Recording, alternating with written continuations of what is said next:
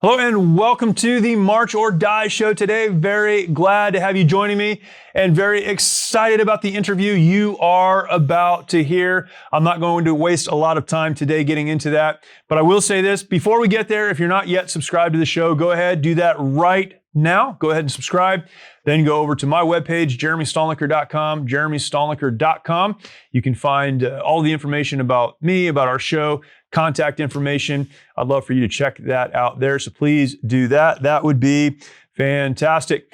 A lot of crazy things going on in our world, and I am personally very thankful for the law enforcement professionals in our world who stand against much of what is broken and much of what, frankly, is evil.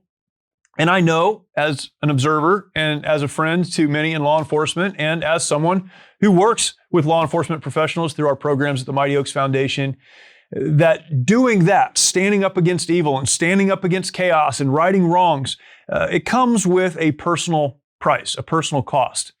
And yet in the middle of that, there are many in our country that push back against law enforcement and malign and tear down. I wanted to have a conversation about this, but I wanted to have a conversation about it, first of all, with someone that knows what they're talking about, not just me, but someone that actually knows what they're talking about, but also a conversation that is helpful to those in our communities who are trying to understand law enforcement and their job and what they do and how we can support them, but also a conversation that is helpful to those who are currently in the law enforcement world. They're serving as police officers.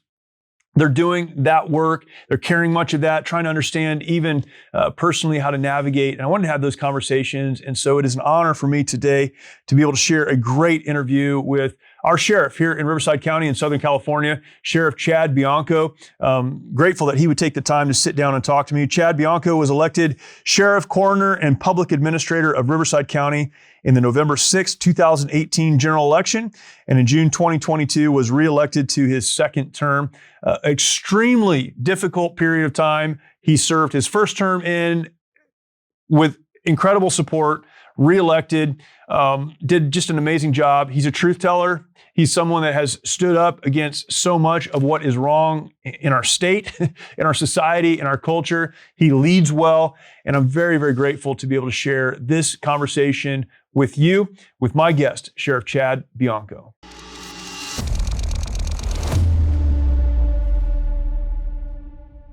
Sheriff Bianco, thank you so much for coming out. Of course. Thank you for having me here. It is awesome. I've been looking forward to this for a long time. Good. I mentioned to you when you came up, my son's in the academy right now, so I told him you were coming by. He said, please don't tell the sheriff I'm in the academy right now. Oh, yeah. I'll stop on my way back to Riverside. I said, well, that will be the first thing I'll actually say. So, absolutely. So pretty excited about it. Yes. Man, there's so many things I want to ask you. First of all, just from me sincerely as someone who resides in the county, thank you for your leadership. Thank you for just what you've done for our law enforcement and for our county and for the stand you've taken in a very difficult time. No, you're welcome. I appreciate doing it. When people tell me that all the time, of course I want to say thank you and everything else, but it's weird to hear. It's weird for me to acknowledge because I don't feel like I'm doing anything. I don't feel like I did something for someone to say thank you. I just feel like I'm doing what I should be doing and what I'm supposed to be doing. But it's certainly reassuring, and I definitely like hearing it, and I will keep doing it. Well, it's funny. I think you are doing what you're supposed to be doing, but there is so little of that, certainly in our state, but I would say across the country, of men, and I don't want to get anything, super political, but men playing the part of men and leading their homes and leading their communities. And there's so little of that when someone like you is willing to do that, it stands out. Yeah, I was just a couple of days ago. I was at a forum, a law enforcement forum, and I was asked multiple questions. But it came to me along the lines of how it was formed. I don't remember the context, but my answer ended up being, I feel like what we are lacking in law enforcement, and even when we're electing people, not to get into politics, but we're electing people to lead government, but we are not electing leaders. Right. And that's a little bit different in law enforcement. Yes, I was elected, but I moved my way up through the department, and I was completely supported by all law enforcement. So law enforcement recognized me as a leader within, and then that's who we presented to voters to vote for. So I think that's really what it is, and how you said it. And yes, it's men, and I will say that there are some fantastic women leaders also. Of course. The people that are in positions of authority and leadership are failing to be leaders. Right. And I think that's what we're really missing, is that ability and the courage to actually be a leader. Yeah. And the folks that you're leading, they get that, and the thing that they're willing to do as you lead and the places they're willing to follow. You can't lead them and politic at the same time. Right. You're either going to lead the folks you're there to lead, or you're going to be a great politician and do what politicians do, but you can't do both. And the way you have a healthy department, and I'm projecting a little bit, but from my experience coming out of the military community, the way you have healthy folks is by standing up for them, leading them, and developing trust. Yeah. It's weird that the sheriff is actually elected, and they call me a politician. Sure. And I've always said I'll never be a politician because we have that opinion, and we have that stereotype of what we consider a politician. A politician to all of us is that guy that stands up and says, or gal, whatever it is to make the crowd happy, to get votes, and then moves on to the next one. And honesty doesn't necessarily go along with politician. And that's what's unique about law enforcement is I get in these groups, especially with our government, in Sacramento. Sure. If I'm in a group, I'm the only one that everyone can be assured is telling the truth, because I can't have my job anymore if I don't tell the truth. And when I'm sitting there with the governor or the lieutenant governor or any of the politicians that are saying whatever it is that I know is false, and I say something different, I get branded as just being confrontational or not going along with the program. But I'm the only one being honest. I'm the only one that has to be honest. And that's where, really, that's the number one attribute of a leader. You've got to be honest with your people and the people that you're leading. Right. So it's a unique spot that I'm in. But let's, if you don't mind, maybe tell us your story a little bit. I know a lot of people know it. A lot of people don't, though. So how does one, I won't say become the sheriff, but what was your journey into law enforcement? And you've been in this game for a long time. Yeah, 30 years. I'm in my 30th year right now. Yeah. I certainly didn't seek law enforcement out. Growing up, I grew up in a different state. I grew up in Utah, very small town. Yeah. And my lifelong goal was I was going to be a baseball player. Sure. Hall of Fame was my. I had the same goal. That's where I was going to end up. That was great. And that was my whole life until then. So when I ended up getting a scholarship, a college scholarship, and I had to pick a major. Yeah. Well, I didn't know. I wasn't going there for school. I was going there to play baseball. Right. And so I'm an outdoors person. I hunting, fishing, outdoors. I love it. So I picked wildlife management. Was what I started my degree in. And then with the goal of being like a ranger, a fishing game guy. Sure. And only because, selfishly, it was like those guys are always in the mountains and they know where to hunt and they know where to fish and they know all that stuff. So that's kind of why I picked that, but no intention of the law enforcement background. Yeah. When I was 16, I got pulled over with some friends, and we had alcohol in the car, and we got tickets. And so he took our alcohol and he gave us tickets, and I was very well known in our community because of baseball. Right. And so the highway patrol officer that pulled me over knew who I was. And he pulled us individually back to his car from the car that we were in. And I was the last one. So he pulled me back there and he said, what do you think your dad's going to do when you get home? I'm like, well, I hope my dad doesn't find out. And so he basically told me, you're going down the wrong path. You have a fantastic future ahead of you. If you ever want to play baseball, this isn't the path you should be taking. And you're at a crossroads now. You're going to hang out with these kids and go down a path, or you can go a different path. And it wasn't, he didn't lecture me. He was just talking to me. And he gave me my ticket. I went back up. I remember getting in the car and we drove away, and everyone's talking crap for getting a ticket and everything. And I just remember being very, very embarrassed and listening to them. And I was like, it wasn't his fault. He didn't do anything. It was our fault. Right. And he told me the same thing my dad had been telling me, but it just meant something different. And so that really did stick in me for the rest of my life. And I did, not that I was a bad kid, I was a good kid, but I was making poor choices and I was hanging out with people that I probably shouldn't. And so I did change path. But then my baseball career ended. I got married and was having a baby, and I had to get a real job. Pay the bills. Yeah. Unless you're actually on TV, you're not making any money. So I ended up moving out here, and from Utah to California, ended up in Riverside, and I've been there ever since 1989. Wow. And I worked various jobs, some construction jobs. I worked at a Ford dealership in the service department. And one of my friends was going through the academy. He was putting himself through the academy, and he convinced me what a great thing it was, and that I should do it. And I was like, "Yeah, I will." Okay. And from the day I started, I went to San Bernardino's Academy, put myself through, and from day one, I was hooked. It's like this is cool. Wow. I got hired by Riverside, and I've been in Riverside for 30 years now. I went to the jail first, then went to patrol. I got involved in narcotic enforcement. And I loved it. I mean, I could have done that for the rest of my career, the whole undercover stuff. But I got promoted and went to internal affairs, which was probably the best thing for my career, because it showed me that there's a completely different side of law enforcement than just the patrol part. But then I kept progressing through the years. But as I was being a cop and as I was out doing my job, and I don't know if I can adequately describe it, but there is just the reward you get from helping someone, and whether they were a victim of a crime or whether they lost property and you were able to find it or whatever it is, and just the feeling and the that they have toward you, and just the look in their eyes as they say thank you, or even sometimes they don't even have to say thank you, a handshake or a hug sometimes.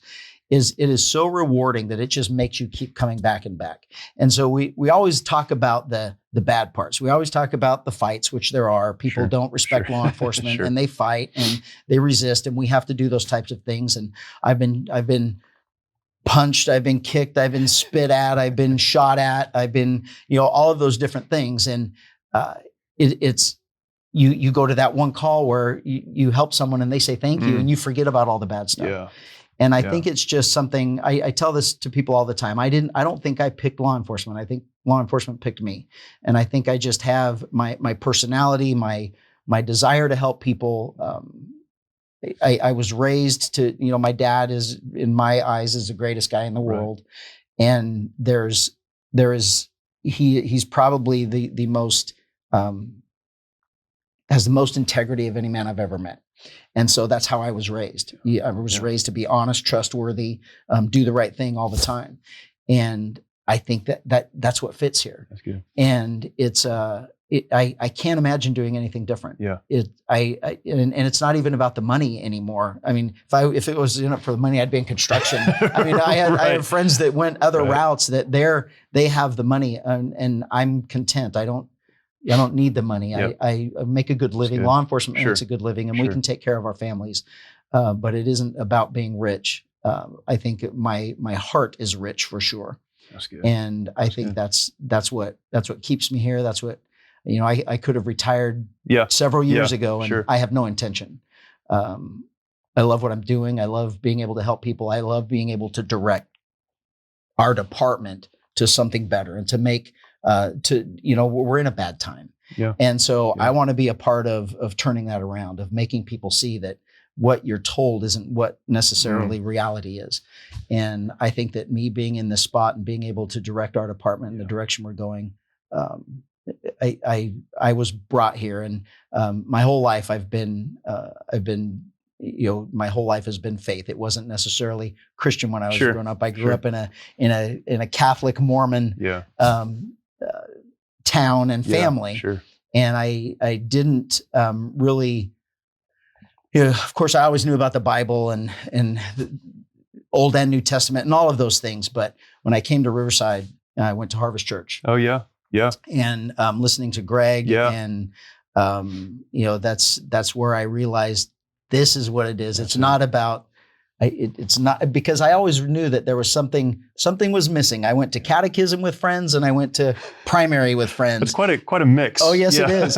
And I remember just thinking, well, that's not what they said over there. Sure. And this isn't what they said here. Yeah. So there was always something that would bother an inquisitive kid. And I think I have that in me, is just, I would rather watch and listen than do anything. Yeah. And so when I came out here and I listened to Greg, and it was like, well, that's what it is. Yeah. I mean, that's what was missing. It's about Jesus. It's about that relationship, right? Yes. Yeah. And so then I found it then, and it's never left. And so I know that, my best intentions of whatever it is, if it was up to me, I'd be a baseball player. Sure. But that's not what God had intended for me. And a lot of things happened along my path to get to the office of sheriff on my election that certainly wasn't me that did it. And I know I'm here for a reason, and I'm just going to be the best person I can be, and it's good. Lead as well as I can. What do you say to people, and this is true, I know this having been in the military community, but working with first responders, there's almost this idea sometimes that you can be a person of faith, but you have to set your faith aside to do the job. You're very outspoken about your faith, and you have been. How do you navigate that, or how do you think about that? I think people would be surprised how many Christians there are in law enforcement. Sure. And I will say, though, that it may not be the brand new ones. It may not be the brand new deputies that are coming in Christian. And certainly there are. But you don't, the beginning of my career, it wasn't really talked about. Yeah. It was, there were a couple of guys that I remember that were they were the Bible thumpers. Yeah, sure. And of course, everybody's a little turned off by Bible thumpers. Sure. But as you start down this line of work, and when you have that faith, or then when you start listening to people, and someone will just say, you go to church, you need to start going to church, right. Or we do it all the time. We something will happen, and somebody will throw out a Bible verse that, and it's like, okay, now this is something very personal and serious, but how you're looking at it and thinking of it, and then someone throws out a Bible verse, and it's like, oh.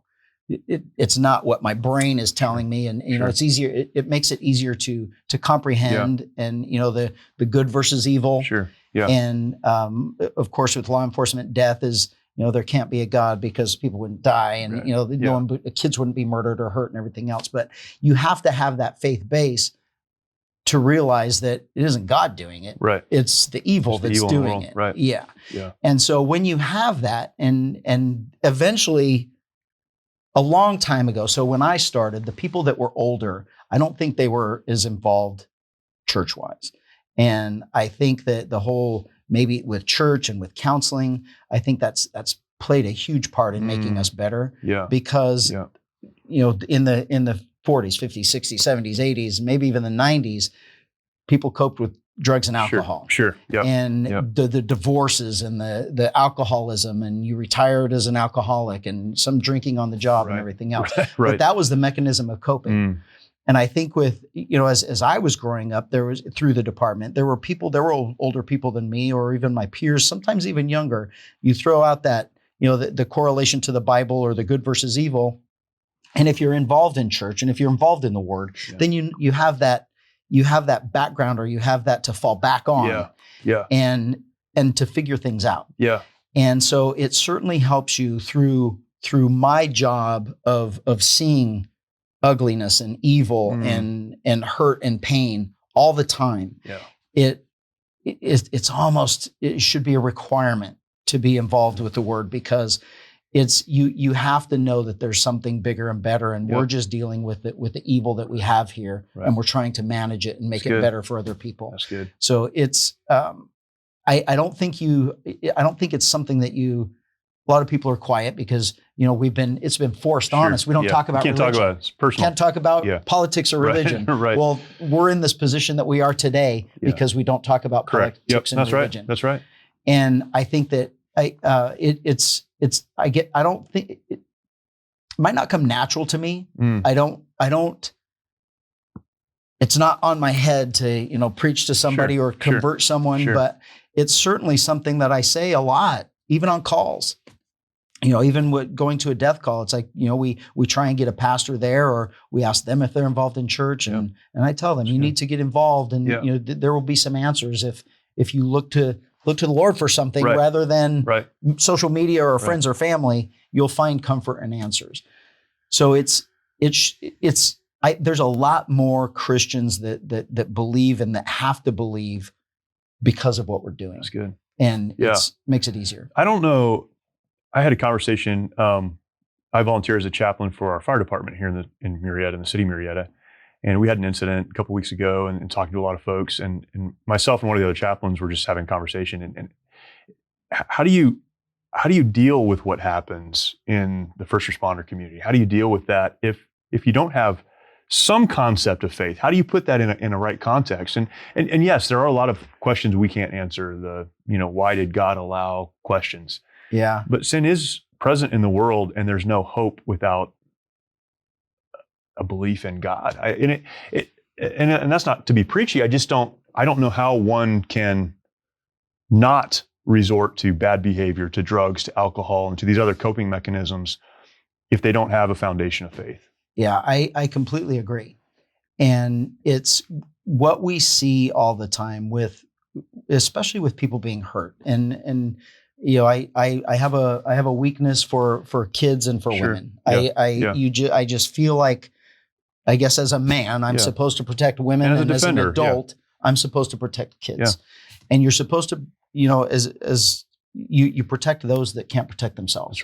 That's right. And when you see them hurt or injured, and the people that would think of doing some of the things that we see on a day-to-day basis, it does make you question, and it does make you, how does that happen? How is that allowed to happen? How does God allow that to happen? Sure. And you can't, if that's the only question you have, it would be easy to say it's because there's no God. Right. But if you really start asking questions and you start looking into it and why and the hows, and then you realize that it certainly isn't God. And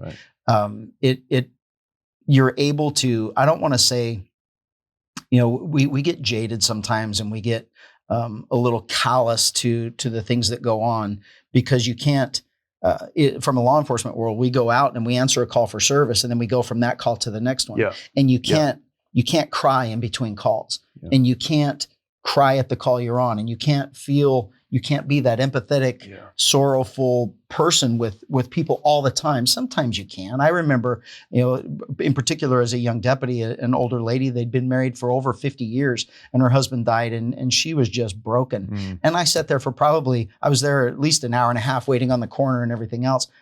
I mean, I cried with her the whole time. Yeah. And those things are okay, but when you go to other calls, you're there for work. Sure. And you're there for you've got a job to do. And internally, you can't keep carrying that with you all the time. And then you go home, and if you're not talking about it with your spouse, then I mean, you have to internalize it somehow. Yeah. And it's easy to internalize if you can relate it to Jesus's word, and how does this make sense, or how can I get through this? Yeah.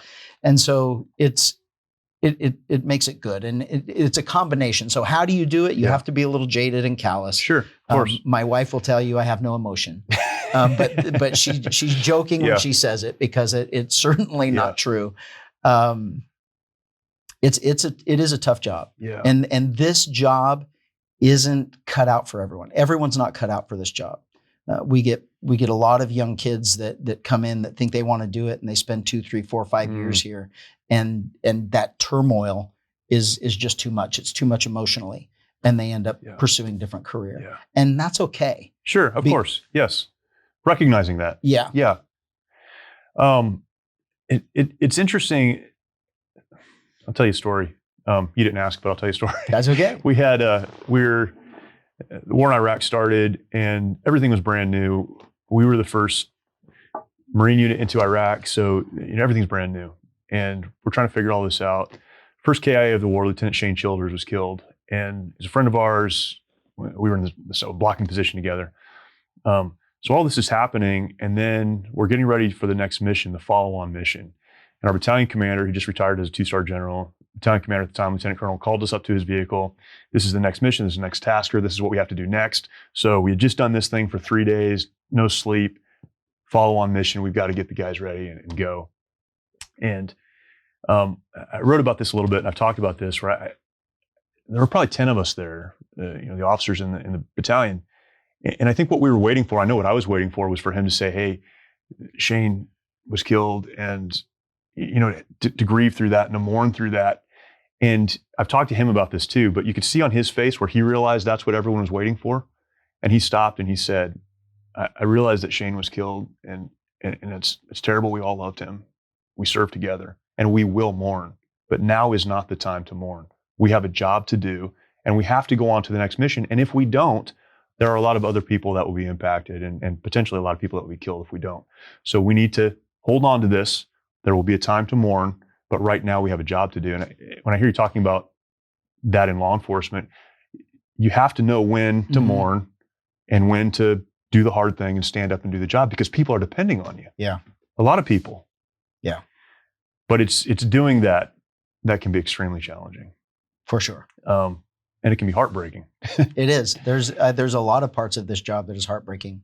When you're dealing with kids and elderly, and really anyone that is victimized. When you're dealing with someone that's victimized, that is very personal right. to them, and how it makes you feel when you're a victim of something. And you're the person that is there that has to make it better, and you have to console them and fix it for them and do everything you can. And sometimes there's nothing you can do. And you're hurting. Yeah. Searching for answers. I will tell you, that's one of the things that I wish everyone knew about cops is we're not robots. Yeah. I'm a dad. I'm a dad and a husband. That's all I am. And I come to work and I do this. Yeah. And so when I see kids hurting, I'm a dad. That hurts me. And when I see domestic violence, a wife being beat up, that hurts me because that should never, ever happen. And when I see people killed, and I mean, there's nothing worse than taking a human life. And so when I see the cold evil that can take someone's life, it's hard to deal with. Yeah. It's, and I'm no different than anybody else. I'm just a person. Right. We say all the time that the reason why people talk about cops, we're not perfect. We can't be perfect, and the reason we're not perfect is because all the people I hire come from all of you. right. And it's I'm hiring from the human race. Yeah.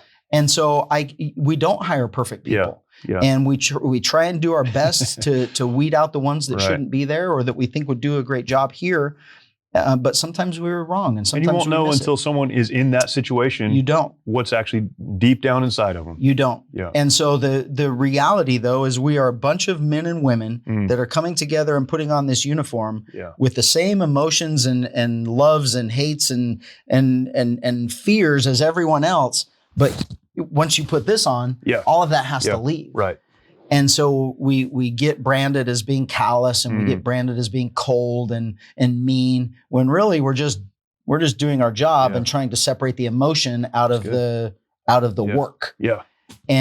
But when we're in the station, and when we're in our car by ourselves or on our way home or with our wife or even in just an empty home when you get home, there's a lot of time to break down and reflect and cry and get mad and all of those things. So how do you as the sheriff, I won't say lead that, but teach that, communicate that? How do you help your deputies and your staff understand that and go through that process? We're very open about it. And I've been very open about it. And it's the critical incidents that we go on. We make sure that we are passing it down. Like I know I get notified of all critical incidents in the county. Sure. And we make sure that as an administration that we are following up with those deputies that were involved in that call to make sure they're all okay. Yeah. For instance, our 2 deputies that were just murdered. When that happened, when I was brand new deputy, I had been on a couple of years, and we lost 2 deputies in the same night. And there was never the department They never asked me if I was okay. Yeah. I mean, it was the 2 deputies died. So those were the ones that it affected. And nobody thought that it was affecting everybody else. Yeah. Now, I dealt with it with my, at home and internally and with my peers and everything else. But the department didn't care. Yeah. The department was saying, how are you guys doing? Yeah. Right. You're all dads and this could happen to you. You could, those were young dads that are gone, and that could be you. Yeah. And no one ever said that. So when I took over, I mean, we pay a lot of money per year for counseling, and it's a Christian-based counseling program that we're affiliated with, and we avail it to our entire department. That's good. And their families.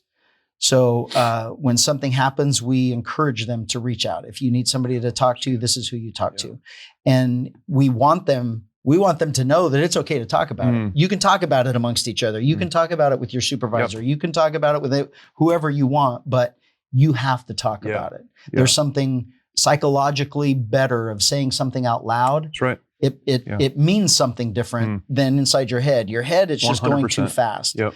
And when you say it, it's slower and you're comprehending it. And then sometimes it's not as bad as internally what you think it is on how you're handling it. So I make sure that I really do care about our deputies, and I care about their families, and they know that I feel that them and their families more important than work. And I can't have problems at home, and mentally you're at home, you're not at work. Right. And that can't happen because someone's going to get hurt. So they all know that I care more about them personally than I do professionally. Yeah, that's good. And I think that's that little bond there, that them knowing that I really do care about them. I think that's what helps. It helps in that leadership role, that I'm not just telling them to do something, I'm asking them, or I'm helping them. So we want people to be able to work their way through it vocally and outwardly, and not internalize it. And we know it makes it better. That's good. It seems like there has been a culture in law enforcement in particular, I think, maybe in years past, where you're almost penalized for struggling. Yeah. One of the reasons we have a first responders program as a part of what we do at Mighty Oaks is because of exactly that. We have men and women who have been in law enforcement, in the fire service as well, for 10, 20, 30 years and have never talked about any of the things that they've dealt with. They come to us, we have a program, it's a week long, but there's a point in our week, toward the end of the week, where everyone has 20 minutes to get up and say whatever you want to say. And it's amazing to see how much freedom comes from just going through the process in a safe place of talking about things you just haven't talked about. Yeah. But a lot of that is because the culture, I think for a long time, was that you just keep this to yourself, you go on to the next call, you do the next thing. And it does seem like, it feels like in a lot of places that's changing. And for the better. It is. And law enforcement and the military is the same thing because of what it represents. And as Christians, we know that, we were designed to be in community. We weren't designed to be alone. That's exactly right. Yeah. We were designed to be with people, to interact with people, and to socialize. And for law enforcement and the military, we're unique in any other profession in that I'm this uniform. Yeah. And the military is that uniform that is there. You're not supposed to show weakness. You're not supposed to show emotion. Right. You're supposed to be the one that's going out and doing what nobody else will do. You're that strong, robot-ish type person. And I think that throughout culture, that's what we make. It's not supposed to bother me. I'm a cop, and that's not supposed to bother a Marine. Yeah. You're a Marine. Right. But what we forget is when that uniform comes off, you're just a man. Yeah, you're just a woman. Yeah. And you have a family, and you have people that you relate to, and you have that community. Yeah. And so if you can't separate the two, if you're always a Marine or if you're always a cop, then that's internally where you're going to have lots of problems. That's good. That's that identity issue. We talk about that often, is if you identify as the uniform, instead of recognizing that it's a job, it's a very important job, it's something you need to give yourself to, but that's not who you are. Yeah. If you start to wrap yourself up in that uniform, then you're going to have problems later. Yeah. Yeah. What are some things, and you mentioned this a little bit, but what are some things you wish the community understood about law enforcement officers, law enforcement in general? And I feel, very blessed to live where I do. I live in the county, unincorporated Marietta. But this community is very conservative, particularly for our state, very pro law enforcement. I know that's not true of the whole county, but it's true of a lot of Riverside County. And so I feel very blessed to be where we are, but there's still a lot of folks who just don't understand. What are some things that you wish people understood? Yeah, there's, you're exactly right about Riverside County. The Riverside County as a whole is completely, and you have to talk about politics just to separate it, but it isn't Democrat and Republican. Right. There are the vast majority of the county, with the exception of really one city, is completely, whether they're Democrat or Republican, is pro law enforcement. Whether you're a Democrat or Republican, you have to be for law and order. I grew up in Riverside. I've been here a long, long time. That's always been the case. Yeah. If you're not for law and order, then you're not for a civilized society. You can't have civilized society without law and order.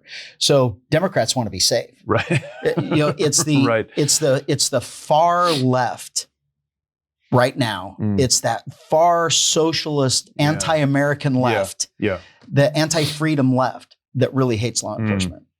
And when you really sit down to it, for me, I know that there's that group that probably 30% of the entire county that just hates me. Yeah. And none of them have ever met me. Sure. None of them have ever wanted to talk to me. They hate me because I'm a Republican. Yeah. They hate me because I voted for Trump. And because of what you represent. Absolutely. Yeah.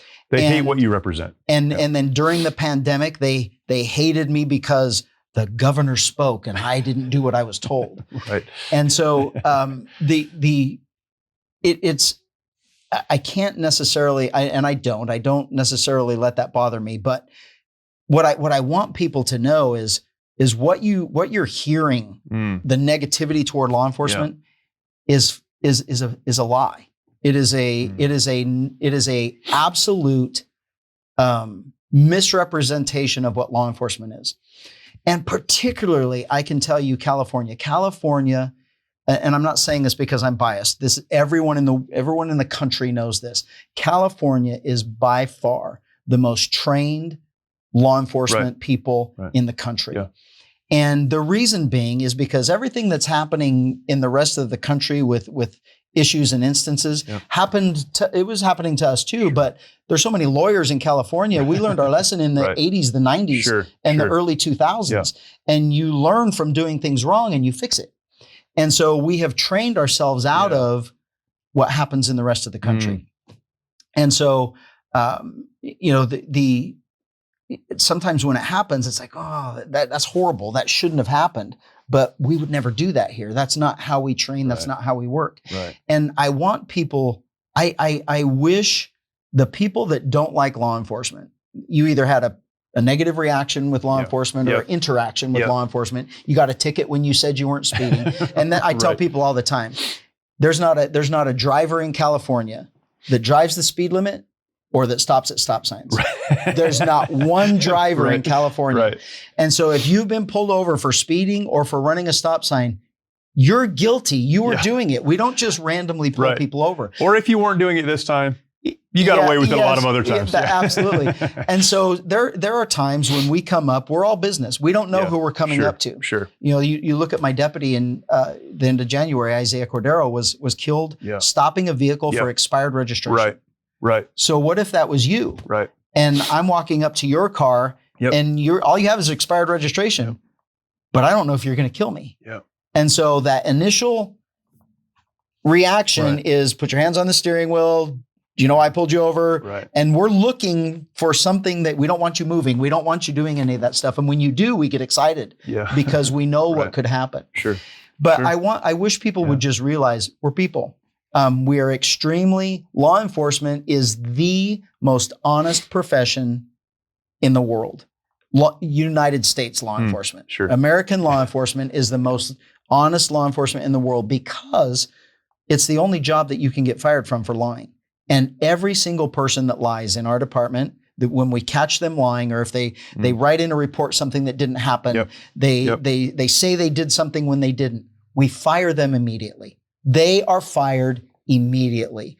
And I can't tell you how many hundreds of people I have fired since I've been the sheriff.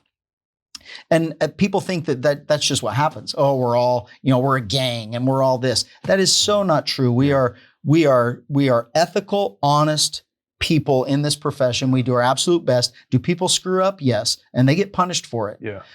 Because they're people, as you mentioned before, right? Yes. We're just normal people. We're coaches on weekends. We're family people when we go home, and we have our hobbies, we have our likes, and we're no different than you are. We just do this job.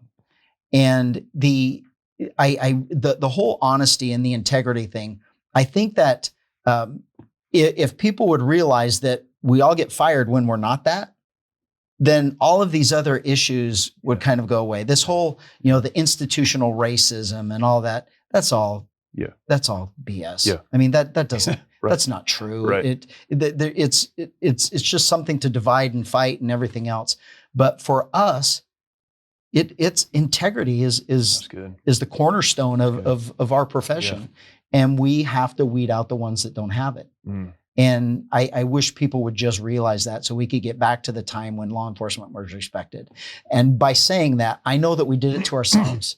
I mean, there's been things over the years that have happened. But I also say this to people. A little while ago, it was a teacher, and I said, someone was attacking me because of someone in another state, law enforcement in another state, but it was me. Yeah, I mean, you're responsible for that. I'm the racist. I'm the racist because of something else that happened. Yeah. So I said, just curiosity, what do you do?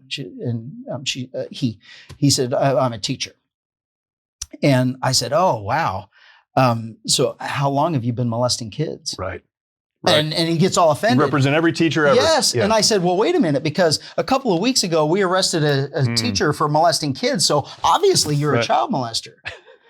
And he was all offended. He got mad and he left. And when I left the engagement that I was at, he met me outside. He apologized. Did he really? Yes. Wow. Said he had never thought of it like that. Wow. And he apologized for assuming that I was someone else. And he said that I've never even thought of it like that, but you're right. One person can't be held responsible for somebody else's actions just based on race or whatever it is that we're fighting over. And I wish people would start realizing that. You mentioned the race thing. That's been a big issue, obviously, over the last couple of years.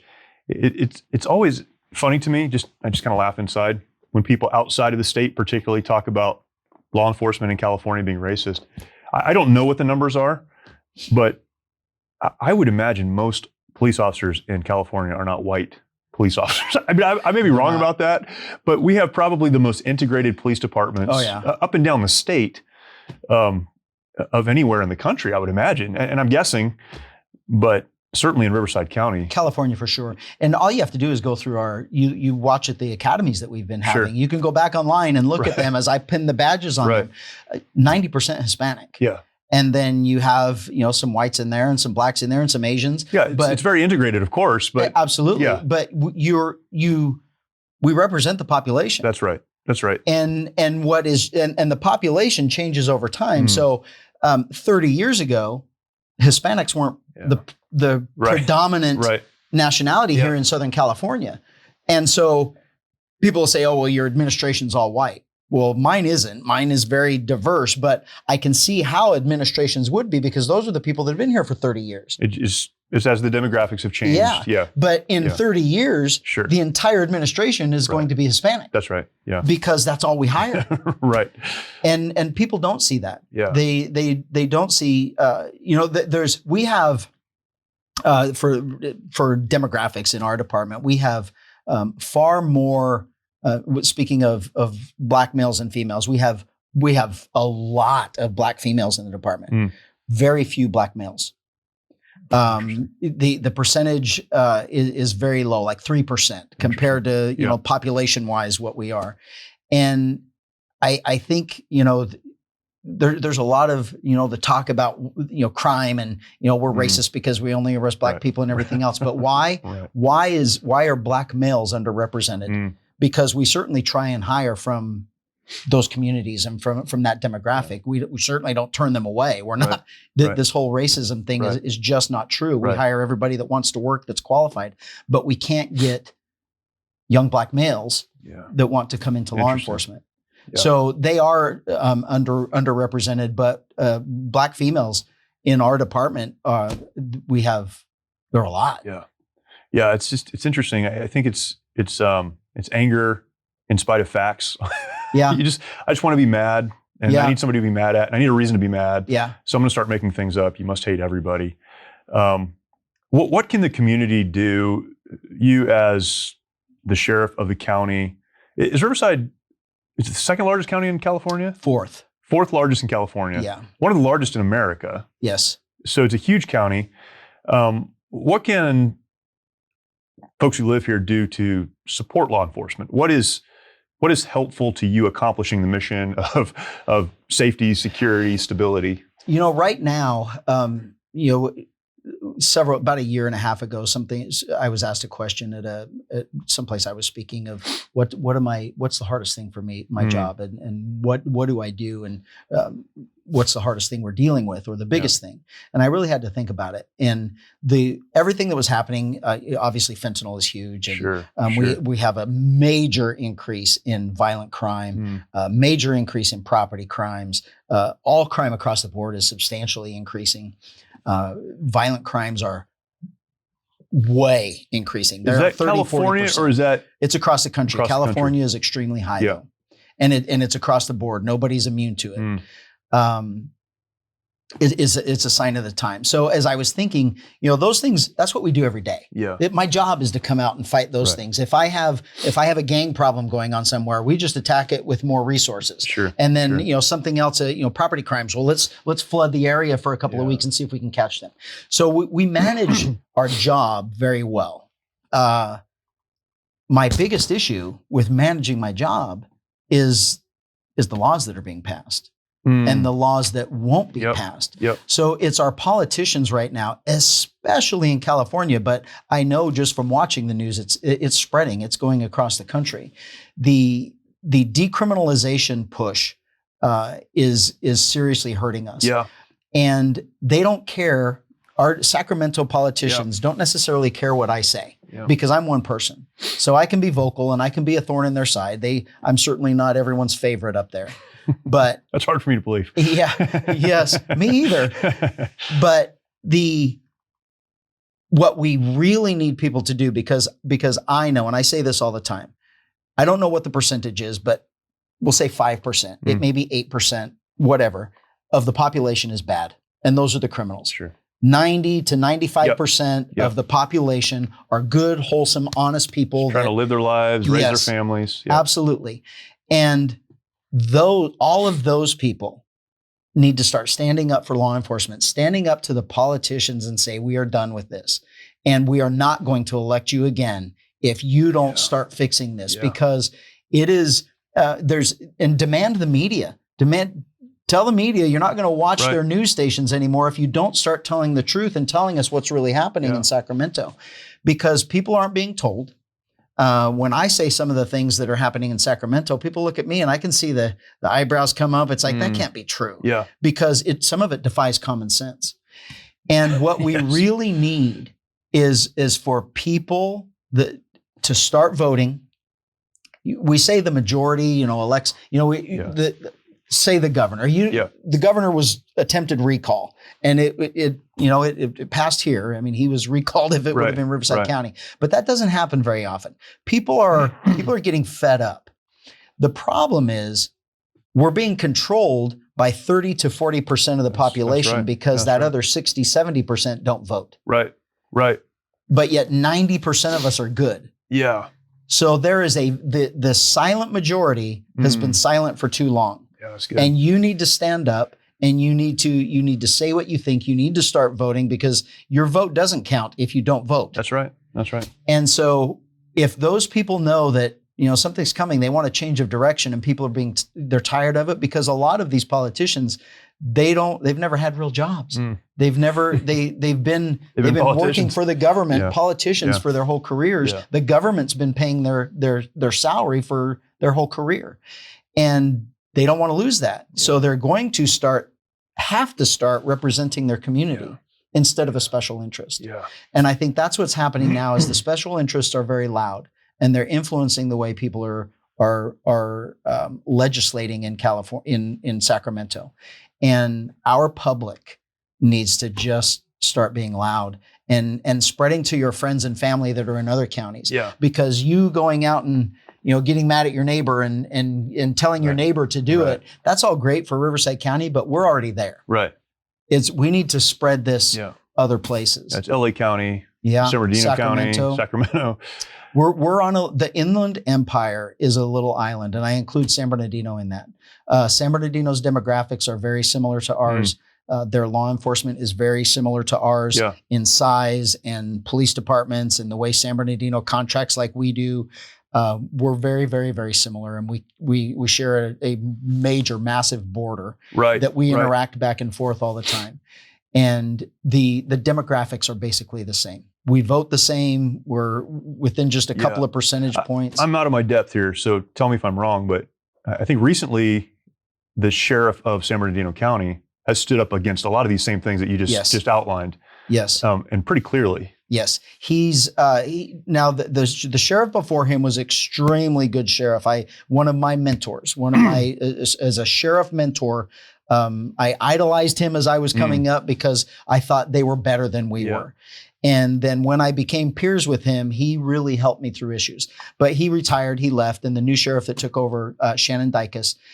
Shannon is the same type of a person, but Sheriff McMahon was very cordial and political and trying to do it what you would, lack of better terms, do it the right, polite, nice, gentleman way. Sure. And we're past that. Yeah. We're past that because we were just getting taken advantage of.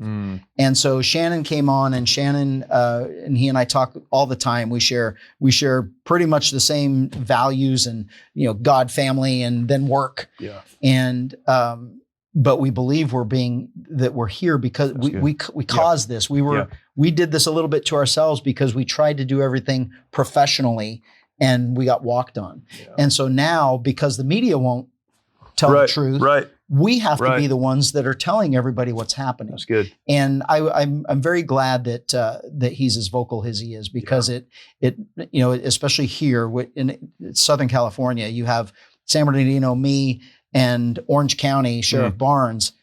I mean, we're not fans in Sacramento. They don't like us because we're speaking up against what they're doing. A lot of the sheriffs along the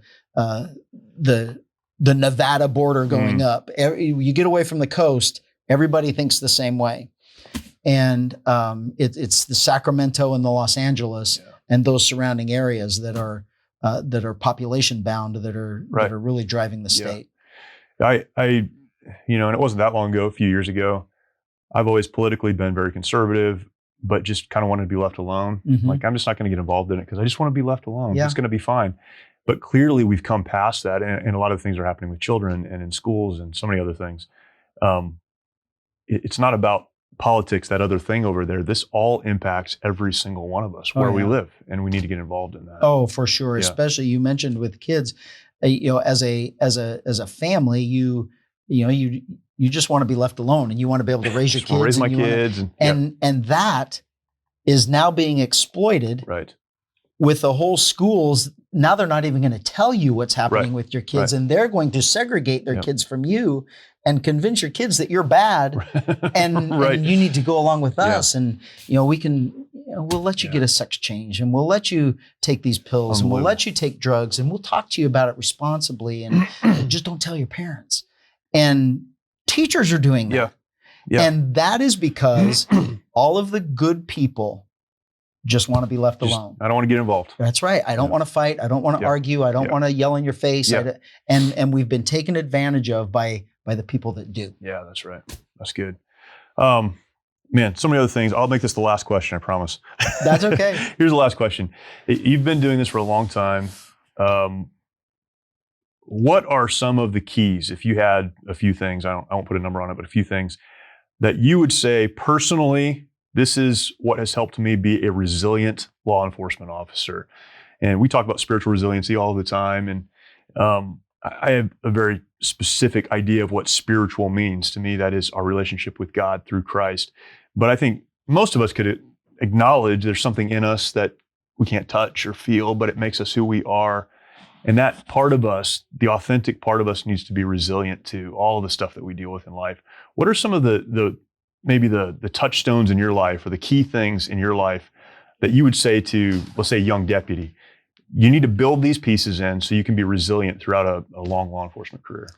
Yeah, I talk to all of our graduates, academy graduates. They go through an orientation, and I meet with them usually the day after graduation. And it's just me unfiltered. Yeah, and their families, if they bring families, their spouses, some bring their parents, girlfriends, boyfriends, whatever. And it's me unfiltered for 2 hours. You can ask me anything you want, and I'm going to tell you everything that that I want you to know. And most of it isn't cop work. It's the type of person you are. And family is the most important thing to me. God, family, and then work. And I tell them that those are the priorities that you have to have. But one of the things I say is, and I impress upon their family to reach out to me if this ever happens, because I think I have been, I don't want to say I'm better or different, because there are many people that are just like me, but I'm a different person at home than I am at work. And when I come to work, I am all about work. Right. And when I go home, I'm all about a husband and a dad, and I've got a house to take care of and animals to take care of, and that are depending on me for those things, not work. Yeah, that's good. And I tell people, you have to be able to separate it. You have to have a personality. You have to be able to interact with people at work. Right. And when you go home, if that starts changing, then their family needs to reach out to somebody at work to say, they're changing. And then we will address that and say, you need counseling, or you need to talk to someone because your personality, your work personality is going home, because everyone's not a criminal. Right. Your kids aren't criminals. Right. They're not inmates. Your wife is not an inmate. Right. You need to, treat them better. And I think that's the biggest thing is, for me, I feel I have two things that, and it's my dad and my kids. And nothing that I ever do when I come to work every single day, I've never woke up and said, I'm going to be mediocre today. Yeah, I'm going to go through the day and be mediocre and just make it through. Yeah, I want to make today better than yesterday. And in my life, I never want to do something that I embarrass my dad or my kids. That's good. I've raised my kids to be ethical, honest, integrity, help people. I mean, I've raised them like me. Yeah. And if I do something that goes against that, my kids are going to look at me and what a hypocrite. Yeah. Or I never want to embarrass my dad, where somebody's, man, why would he do that? His parents failed him, something like that. Sure. And I honestly think about that all the time. And I tell the others that your integrity is the only thing you have, and it can never be taken away from you. You have to give that away. Yep. You make a conscious decision to do that wrong thing, and now your integrity is gone. Yeah. And so it's and the Bible plays a big part in that. Sure. And I tell them, it's like, you want to know the answer to every single decision you're going to find, it can be found in the Bible. Yeah. And it'll tell you which decision to make. Right. And if you make the wrong decision, it's going to show you what the consequences are too. And so there is a map book out there. You can find it there, but it revolves around faith and integrity and honesty. Good. And it's an unbelievably rewarding career that I could never imagine not doing. Yep. But when I'm home, I'm just a different person. Quick story before I end, and I'll show you the difference. My dad went on a ride along with me once. I was a young deputy, and he went on a ride along with me. And we were into it maybe 3 or 4 hours. He was going to spend the whole night with me. I was on graveyard. And so we were 3 or 4 hours, and he's like, I'm not feeling good. I got to go home and take me back to the station. I took him back to the station. He gets in his truck and he goes home. So I get off work the next morning. I call my mom, and I'm like, how's dad? She's like, oh, he's fine. And she kind of chuckled. I'm like, is he sick? I mean, what happened? Did he eat? We didn't eat. Right. I mean, what was wrong? And she said, no, he's fine. And She said, he's not sick. He's fine. I'm like, well, why did he leave then? We were having fun. Right. And she says, he walked in the door and he said, I don't know who the hell that kid is. And I was at work. Yeah.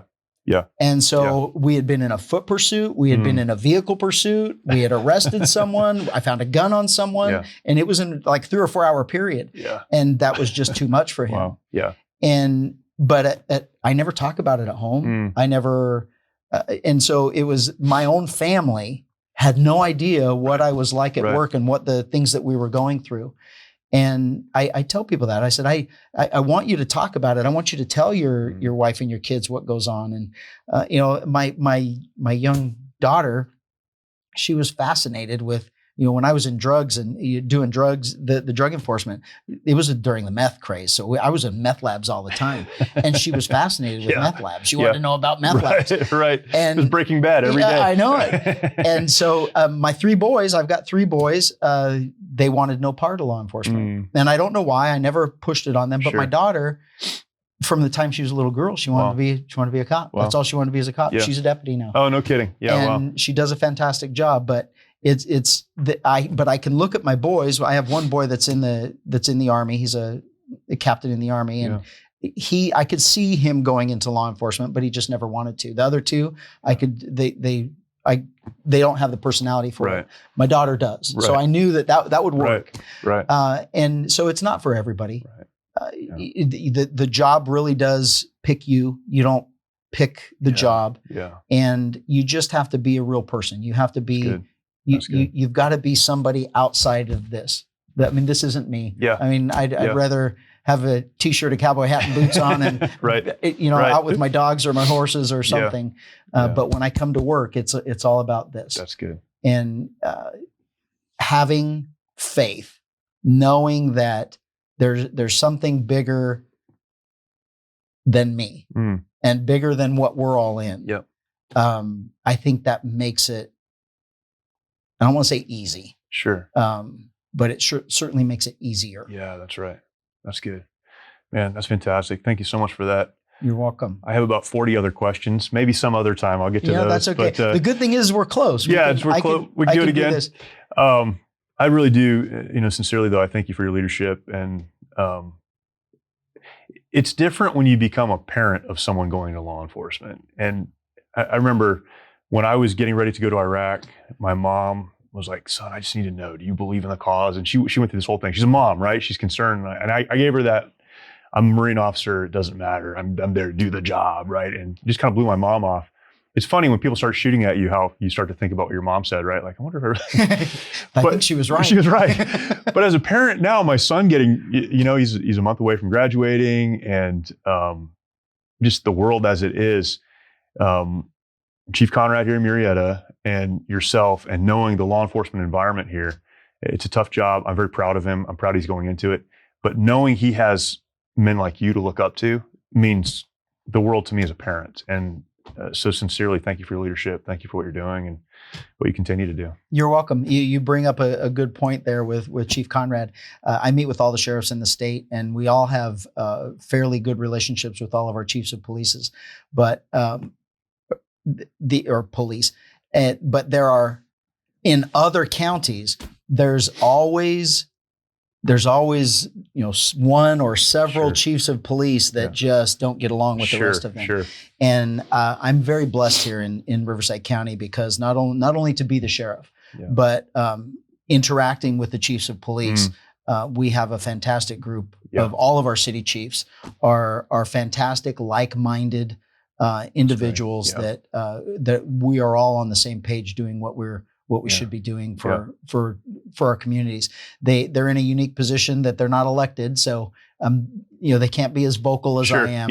But I know that the integrity, the values, the ethics, they're me. And we all have that bond because we all know it. That's good. And you can't go wrong with any of our cities. It's so I'm glad your son's going to Murrieta. I've had a lot of people outside of the state ask me, "Are you concerned about your son going to law enforcement, particularly in California?" I'm just like, "Come to Riverside County." I mean, it's not what you think it is. Yeah. And I'm very proud of him and very thankful for where he is. But again, it's because of people like you that make it happen. So thank you for what you're doing. You're welcome. Yes, sir. Very grateful for that conversation. Please take some time. This is an episode you need to share with someone else. Maybe there's someone in your family that struggles with the concept of having law enforcement in their community. They shouldn't. Great conversation. Share this with them. If you know someone who is in the law enforcement community, share this with them.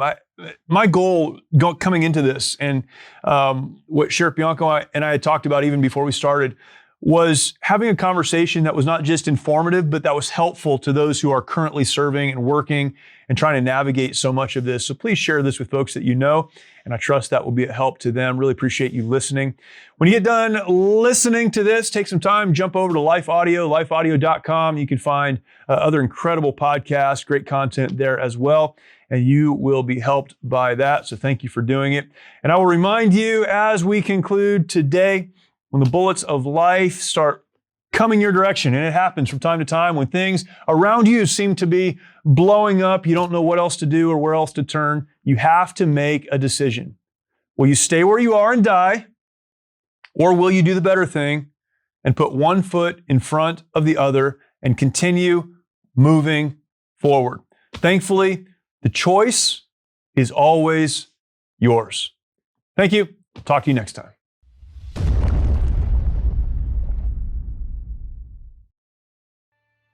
We were not made to live in isolation. Sadly, many of our veterans feel they need to fight their battles alone. This self-isolation has led to the staggering statistic of more than 20 veterans taking their lives every day. A lot of guys end up drinking, a lot of guys end up losing hope. Someone will go to the VA and they'll try to get, prescription medications to help with PTSD. They'll get pills for anxiety, they'll get pills because they can't sleep, now they'll get pills for depression before they know it. They're taking 12 different medications. And when it's not working out, these guys lose hope, and that's why there's 23 guys a day committing suicide. The mission of Mighty Oaks is to eradicate the veteran suicide epidemic and help our warriors change their legacies. As a result, we've been able to help over 4,000 veterans and first responders by equipping them with the tools they need to live the lives they were created to live. Everything they said just kept hitting me in the heart over and over and over again. It's like all the things that I didn't know that I needed to hear. And I opened my heart to God that week, dude, and I've been a different person ever since. Our faith-based, peer-to-peer approach has one of the highest success rates of any program available today, offering hope and understanding to those who need it most. We provide our programs and resources, including travel, at no cost to our warriors. I remember talking to a licensed social worker who actually handed me a pamphlet to Mighty Oaks. So I went, and I'm glad I did. By aligning their lives to biblical principles, these men and women are able to lead their families, their communities, and our nation. Our mission is to serve and restore our nation's warriors and families who have endured hardship through their service to America, and to help them find new life purpose through hope in Christ. It's your generosity that can make a difference in the lives of the men and women who have fought for our country and our freedoms. Now that they're home, don't let them fight alone. Learn more at mightyoaksprograms.org.